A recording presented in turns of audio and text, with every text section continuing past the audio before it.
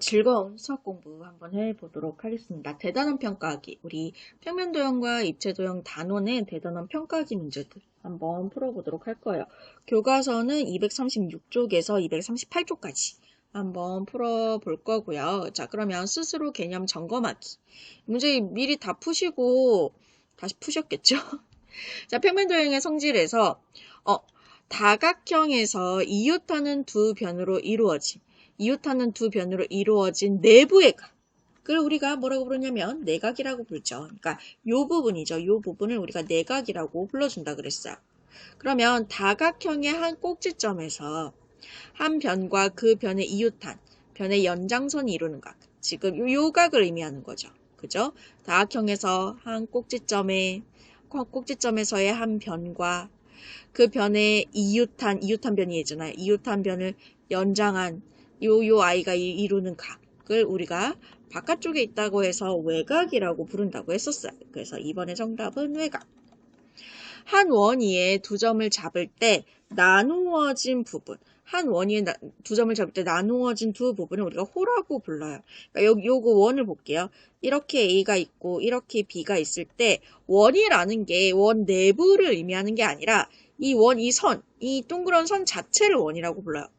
이 동그란 선 자체에 이렇게 두 점을 해서 일부분인 거잖아요. 그래서 이 아이를 우리가 호라고 이야기를 불러준다고 했어요. 그 다음에 4번 보실게요. 4번은 원에서 두 반지름과 호로 이루어진 도형을 우리가 부채꼴 이렇게 부른다고 했었죠. 부채꼴. 그 다음 입체도형의 성질로 한번 가볼게요. 첫 번째, 다각형 모양의 면으로 둘러싸인 입체 도형을 우리가 다면체라고 부르기로 했었고요. 두 번째, 각부를 그 밑면에 평면으로 자를 때 생기는 두 입체 도형 중에서 각불이 아닌 쪽에 다면체 밑에 남아있는 거, 이걸 뭐라고 부른다고 했죠? 각불대라고 이름을 붙여준다고 했었고요. 3번, 모든 면의 모양이 합동인 정다각형이고 각 꼭지점에 모인 면의 개수가 모두 같은 다면체를 우리가 정다면체 같은 경우에는 이 두 가지 조건이 매우 까다로워서 5개밖에 존재하지 않는다고 했었어요. 그것도 반드시 기억을 하시고 그 5개의 종류도 기억을 해주셔야 되고요. 네 번째 보도록 할게요. 네 번째, 평면 도형을 한 직선의 축으로 하여 1회전시킬 때 만들어진 입체 도형을 우리가 회전체라고 이름을 붙여주기로 했고요. 5번째, 원뿔을 그 밑면에 평면으로 자를 때 생기는 두 입체 도형 중에서 원뿔이 아닌 쪽의 입체 도형을 원뿔대, 각뿔대의 회전체 버전, 원뿔대 이렇게 이야기해준다고 했습니다. 자, 그럼 우리 본격적으로 문제 한 문제 풀어나가 보도록 할게요. 1번 문제 보도록 하겠습니다. 한 꼭지점에서 그은 대각선이 6개인 다각형의 꼭지점의 개수는 A, 대각선의 개수는 B. 한 꼭지점에서 대각선을 그었을 때 생기는 삼각형의 개수는 C라고 했을 때 A 더하기 B 더하기 빼기 C의 값을 구하라고 하네요. 그럼 일단 이 도형이 몇 각형인지부터 찾아봐야 될 것 같아요. 몇 각형. 지금 얘를 N각형이라고 합시다. N각형. 그럼 이 N을 알아내야 될 거 아니야. 그죠? 근데 대각선이 한 꼭지점에서 그은 대각선이 6개래요. 그러면 N각형에서 한 꼭지점에서 그을 수 있는 대각선의 개수가 어떻게 된다고 했냐면 N-3이라고 했었어요. 이 빼기 3이 그 꼭지점 나 자신, 양옆에 두 꼭지점에는 그을 수가 없으니까 그렇게 2개, 나 자신, 양옆에 두 친구 합해서 3개를 빼주는 개념이라고 했었죠. 그죠? 그랬더니 얘가 6개가 나왔대요. 그럼 마이너스 3 살짝 이항을 하면 n의 값은 얼마가 되겠어요? 9가 되겠죠. 따라서 이 친구는 몇 각형? 구각형이 되는 거예요. 그럼 우리 구각형의 꼭지점의 개수 A는 몇 개가 되겠어요? 9개!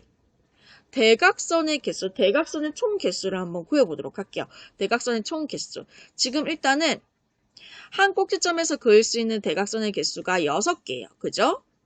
그리고 그 꼭지점이 몇 개 있어? 9개 있는 셈이죠. 근데 이때는 중복이 일어난다 그랬어요. 그 중복이 한 개만 취급하기 위해서, 중복을 없애주기 위해서 나누기 2를 해주시면 돼요. 그럼 이게 대각선의 총 개수가 된다 그랬죠. 1은 2, 2, 3, 6. 약분해서 3, 9, 27. 그래서 B는 27이 되는 거고요. 그 다음에 C를 구해야 될 것 같죠. C를 구해야 될 것 같죠가 아니라 돼야 되죠. 한 꼭지점에서 대각선을 그었을 때 생기는 삼각형. 자, 한 꼭지점에서 대각선을 그었을 때 생기는 삼각형의 개수는 n-2개가 나온다고 했었어요. 이거는 삼각형도 해보고 삼각형은 안 되겠죠. 삼각형 대각선이 없어요. 사각형도 그어보고 오각형도 그어보고 육각형도 그어보고 다 그어보니까 항상 삼각형이 n-2개만큼 나오는 규칙을 발견할 수가 있었을 겁니다. 그죠? n-2 이렇게 될 거고요. 그러면은 여기서 9-2를 해주시면 되니까 결국 C는 얼마가 되겠어요? 7 이렇게 되겠죠. 그러면은 결국에는 A가 9 더하기 B가 27 빼기 7 이렇게 계산해 주시면 얼마가 나와요? 29가 나와요. 그래서 답은 5번을 골라주시면 되는 거예요. 2번 문제 가실게요. 자, 한 꼭지점에서 내각과 외곽의 크기 비가 2대 1인 정다각형을 구해달라고 하는데, 자, 우리가 한 꼭지점에서 만나는 내각과 외곽의 크기의 합은 항상 몇 도가 될까요? 기억해 주셔야 됩니다. 몇 도게요? 대답하신 거죠? 180도가 됩니다. 그죠? 180도가 돼요. 자, 그러면 지금 내각과 외곽의 크기의 비가 2대 1이니까 외곽의 크기를 구할 거예요. 외곽의 크기를 구해서 선생님 구해볼게요. 그럼 이 한 외곽의 크기는요.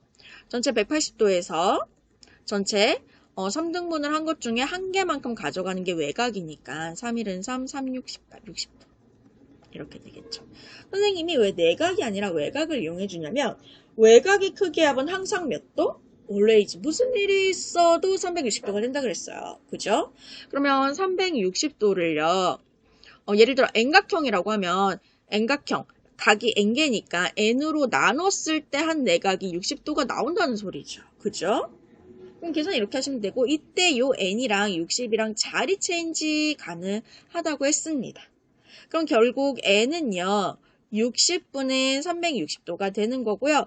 약분해 주시면 60이라 6이 되겠죠. 큰일 날 뻔했네. 6 이렇게 되는 겁니다. 그래서 이 친구는요. 정육각형이 된다는 것을 아실 수가 있게 되는 거죠. 그 다음에 우리 3번 문제를 보도록 할게요. 오른쪽 그림과 같은 원 O에서 각 AOC 각 AOC 미안 여기죠. 각 AOC가 지금 각 AOB의 2배래요. 그럼 여기가 동그라미 한 각이 서로 같다는 표시예요. 다음 중 옳지 않은 것을 골라보라고 하네요. 가볼게요. 1번 각 AOB와 여기 동그라미 각이랑 각 BOC랑 같죠? 지금 이게 동그라미 각이 서로 같다는 표시입니다. 그래서 1번은 옳은 보기. 그 다음에 2번 보기 볼게요. 현이죠. 현 AB와 현 BC의 길이는 같아요. 왜? 지금 중심 한 원에서 혹은 합동인 원에서 중심각의 크기가 같으면 그 중심각에 대한 현의 길이도 같다라는 것을 배웠을 거예요. 반드시 기억을 해 주셔야 됩니다. 그래서 2번 보기도 옳은 보기가 되는 거고요. 3번 보기 볼게요. 3번 보기는 이 호기호죠. 호 AC 여기 돼요. 호 AC는요. 지금 호 BC BC가 여기죠. 호 BC의 2배가 되더라 라고 하고 있는데 얘도 옳은 보기가 돼요. 왜냐면 지금 호 AC에 대한 중심각이 이거잖아. 각 AOC. 그죠? 그리고 호 BC에 대한 중심각이 여기잖아요. 각 BOC. 지금 여기서 보면 AOC가 AOB나 어차피 BOC나 똑같은 거니까 요 각의 2배라고 했었잖아요. 자, 호의 길이는요. 호의 길이는 중심각의 크기에 비례한다고 했어요. 그죠? 그러면 지금 중심각의 크기가 2배가 되면 당연히 호의 길이도 2배가 되는 게 맞겠죠.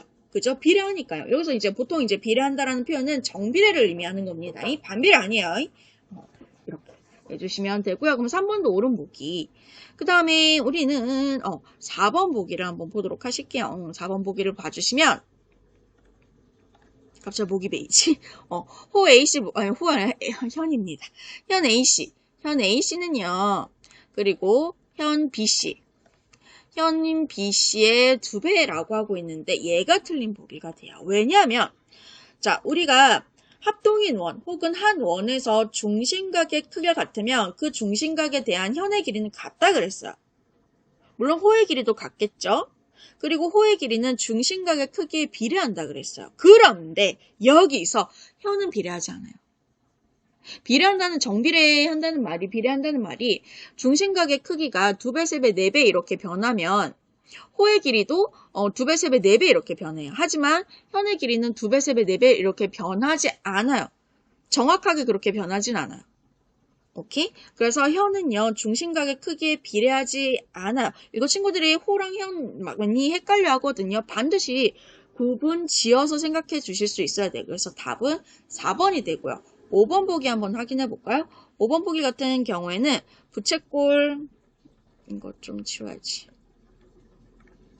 부채꼴 A, O, C. 요렇게 부채꼴이죠.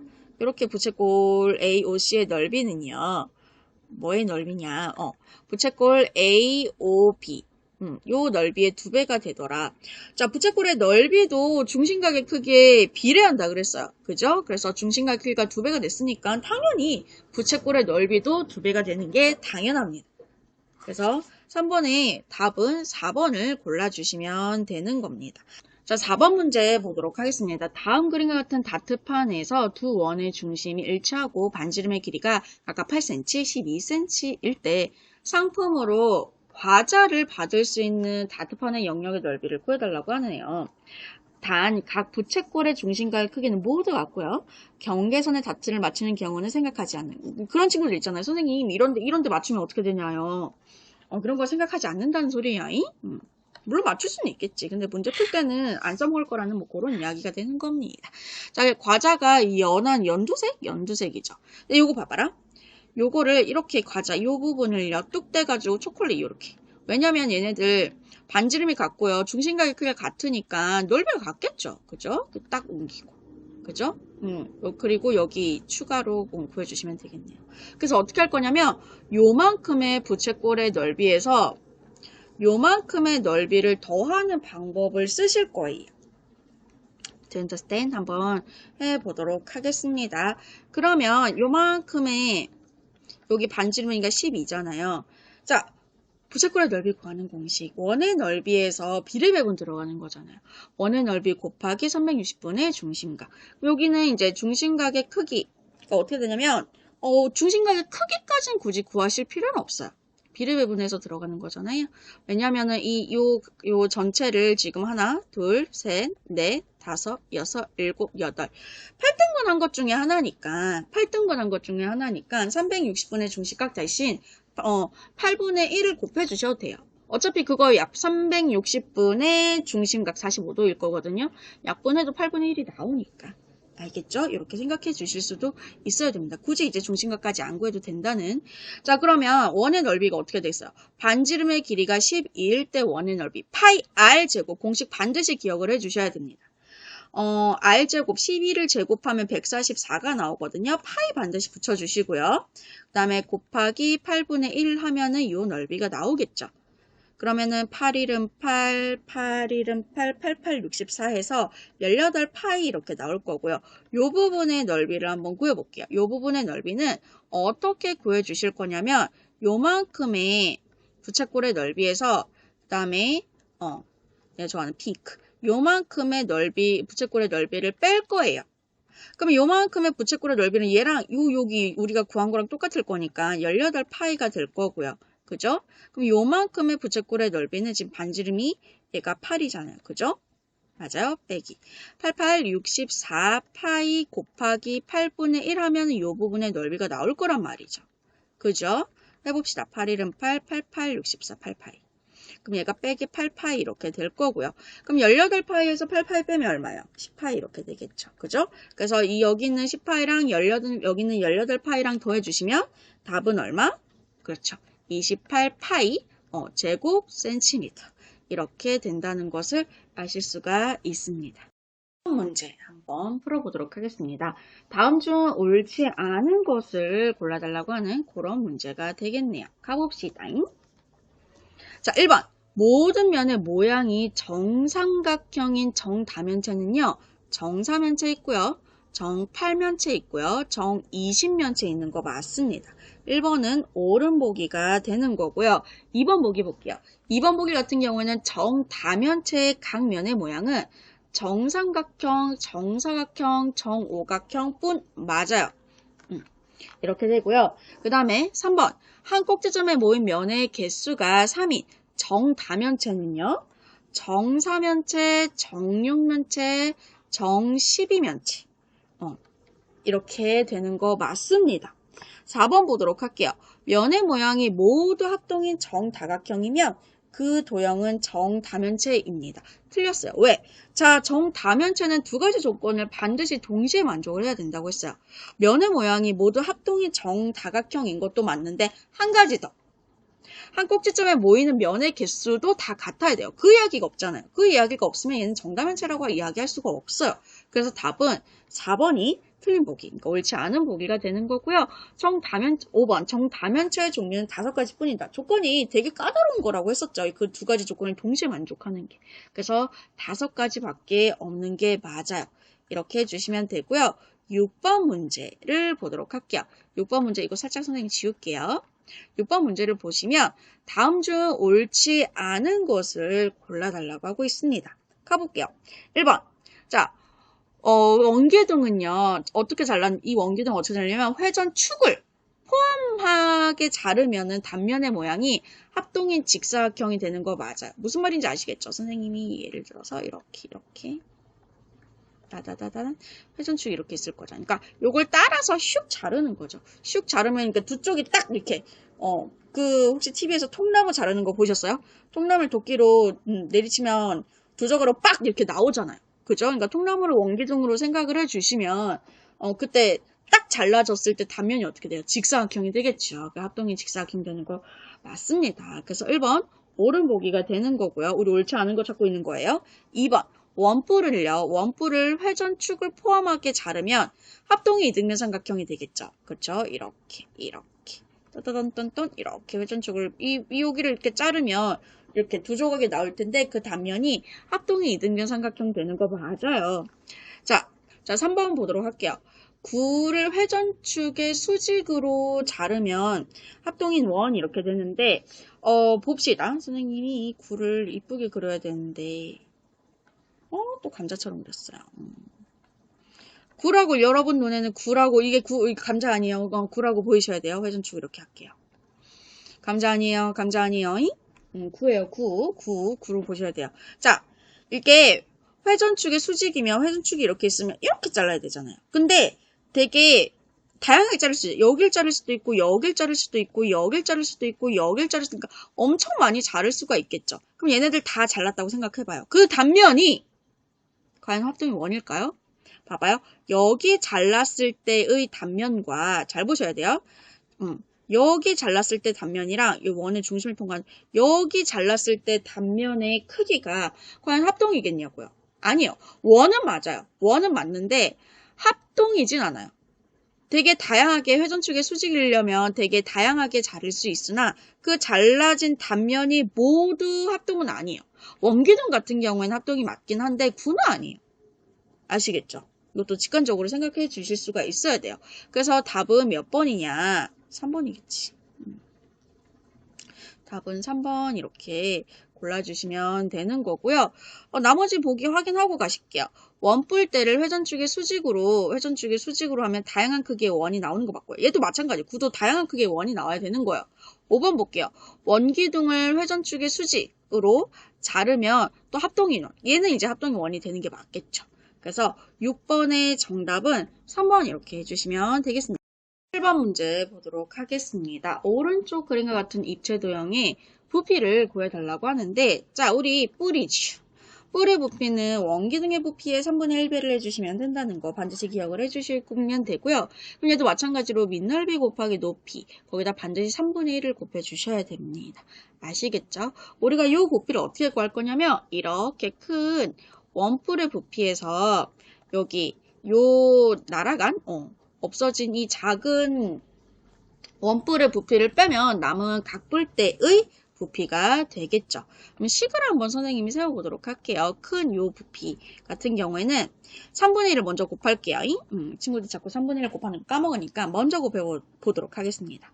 자, 밑넓이 갈게요. 88, 64파이, 그쵸? 곱하기, 높이 얼마가 돼요? 3 더하기 3에서 6 이렇게 되겠죠. 그죠? 거기서 뺄 거예요. 어디를? 요 부분의 원뿔을요. 그럼 얘도 3분의 1을 먼저 곱해 주실 거고요. 곱하기 88, 아니 8이 아니구나. 이때 여기 밑넓이가 얼마가 돼요? 4가 되는 거죠? 그죠? 선생님 지금 4가 되는 겁니다. 그러면 4, 4, 16파이 곱하기 높이 얼마예요? 3 이렇게 되겠죠. 그죠? 이렇게 해주시고요. 우리 3분의 1이라는 공통인 친구가 있어서 묶어내 볼까요?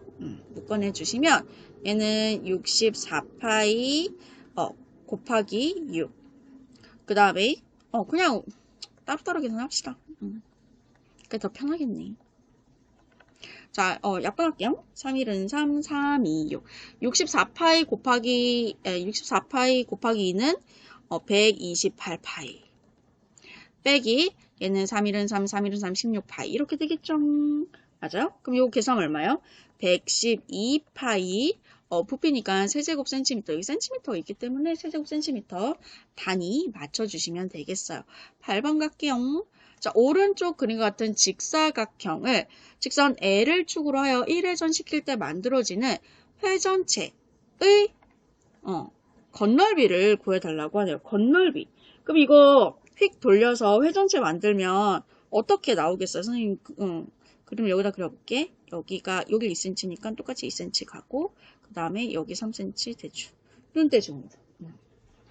그래서 이렇게, 그리고 이렇게 약간 그 두루마리 휴지 아시죠? 두루마리 휴지 모양처럼 나오게 되겠네요. 그죠? 이렇게. 이거 원래 점선으로 해야 되는데. 따다단딴딴딴. 그 다음에 슝 이렇게. 이렇게 두루마리 휴지 모양이 나올 거예요. 그죠? 모양이 충분히 이제 머릿속에 그려지시죠? 이게 원래 머릿속에 3D 프린터가 한 대씩 있어야 돼요.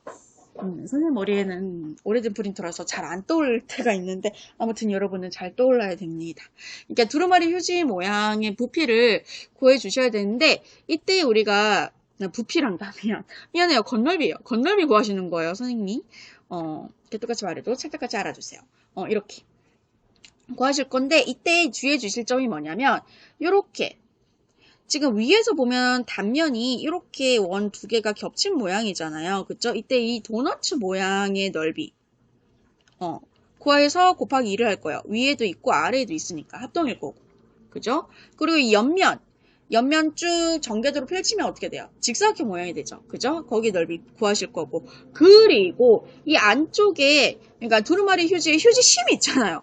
그치? 이 휴지심에 여기 가운데 여기 안에 휴지심에 해당하는 부분에 건널비도 더해 주셔야 돼요.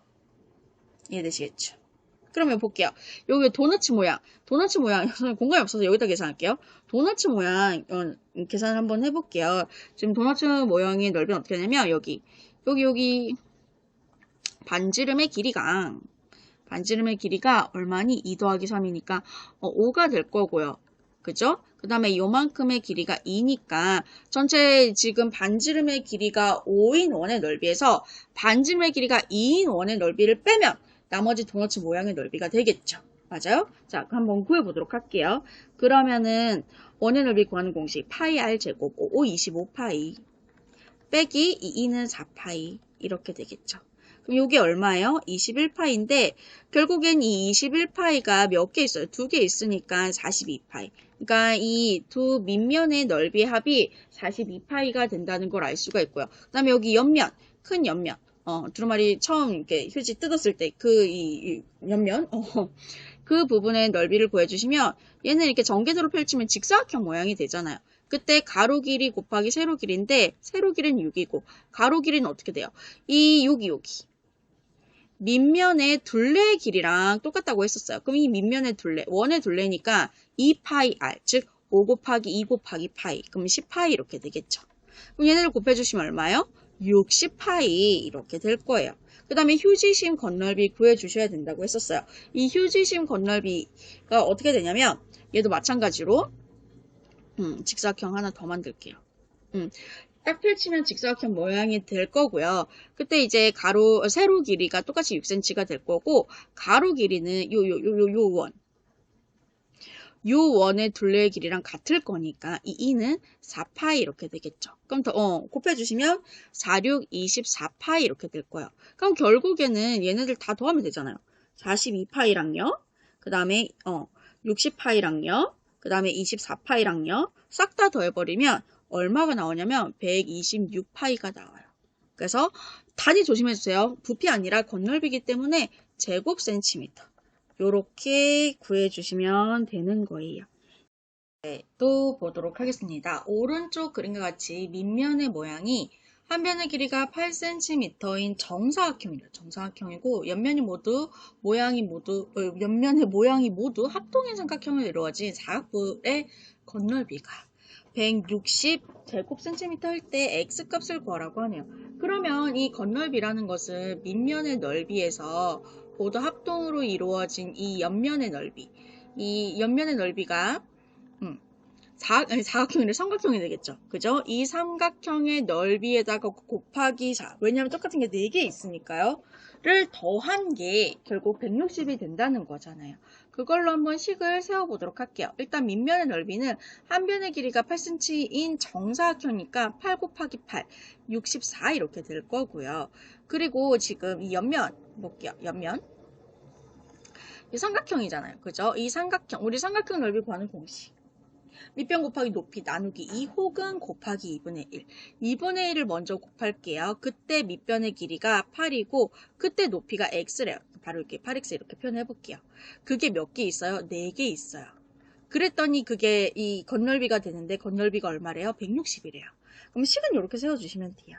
정리 한번 해보도록 하겠습니다. 이거 약분되죠? 1은 2, 2, 4, 8, 4, 4, 16. 즉 64 더하기 4, 4, 16, x는 160이고요. 64 살짝 이항을 할게요. 그럼 16x는 160에서 64를 빼볼까요? 10에 못 빼니까 10 빌려와가지고 얘는 5가 남고 10에서 4를 빼면 6이고요. 5에서 6을 못 빼니까 또 빌려와요. 15에서 6을 빼면 9 이렇게 되겠죠. 96 이렇게 될 거고요. 나눠 떨어질까요? 66, 36. 16 곱하기 6을 한번 해볼게요. 66, 36. 6, 1은 6. 96. 딱, x가 양변에 16을 나눴더니 6 이렇게 나온다는 걸 알 수가 있네요. 그래서 x값을 6이라고 이야기해 주시면 되는 거예요. 10번 볼게요. 야구공의 겉면은 오른쪽 그림과 같이 똑같이 생긴 두 장의 흰 가죽으로 되어 있다고 합니다. 야구공의 지름의 길이가 7cm일 때 흰 가죽 한 장의 넓이를 구해달라고 하는데 이거는 이제 건널비에 대한 이야기인지는 아시겠죠? 그죠? 이 구의 건널비를 구하신 다음에 그걸 나누기 2를 하면은 이 한 가죽의 넓이가 될 거예요. 이제 구의 건널비를 구합시다. 구의 건널비 구하는 공식 4 파이 r 제곱. 이때 r은 구의 반지름을 의미해요. 근데 지름이 7이니까 반지름 얼마가 되겠어요? 2분의 7이 이렇게 되겠죠. 그죠? 반띵해야 되니까. 그러면 그대로 대입을 해서 넣어주시면 건널비가 4파이 곱하기 2분의 7의 제곱은 조심해주세요. 4분의 17 아니에요. 4분의 17이요. 4분의 14라고 하는 친구들이 많은데 아니에요. 77, 49입니다. 이렇게. 그럼 이렇게 약분돼서 결국 49파이가 되는 거잖아요. 맞아요? 그래서 이 야구공의 건널비가 49파이가 되는 거고요. 그 49파이를 2로 나눈 거. 즉 2분의 49파이가 이 하나의 이 넓이가 된다는 걸 알 수가 있어요. 그래서 답은 2분의 49 제곱센티미터까지 이야기해 주시면 되겠어요. 아시겠죠? 이해되시겠죠? 그 다음에 우리는 옆에 있는 11번 문제 11번 문제를 한번 풀어보도록 할게요. 오른쪽 그림과 같이 한 변의 길이가 20cm인 정오각형에서 이 색칠한 부분의 부채꼴의 넓이를 구하라고 하네요. 우리 부채꼴의 넓이 구하는 공식이 두 가지 버전이 있었어요. 기억하시죠? 하셔야 됩니다. 하시고요.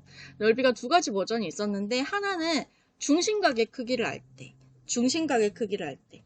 전체 원의 넓이 파이 r 제곱에서 또 파이를 적을 뻔했네.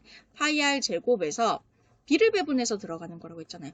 360분의 중심각, 중심각을 x라고 했을 때, 혹은 호의 길이를 알 때 버전도 있었어요. 호의 길이를 l이라고 했을 때 2분의 1 그리고 반지름 곱하기 호의 길이, 이 두 가지 버전이 있어요. 여기에서는 무엇을 쓰실 것이냐, 요거를 쓸 거예요. 그러면 중심각의 크기를 알아야 된다는 거겠죠. 지금 얘가 정오각형이잖아요. 그러니까 우리가 정오각형의 요 내각, 한 내각의 크기를 구하실 수가 있으면 돼요.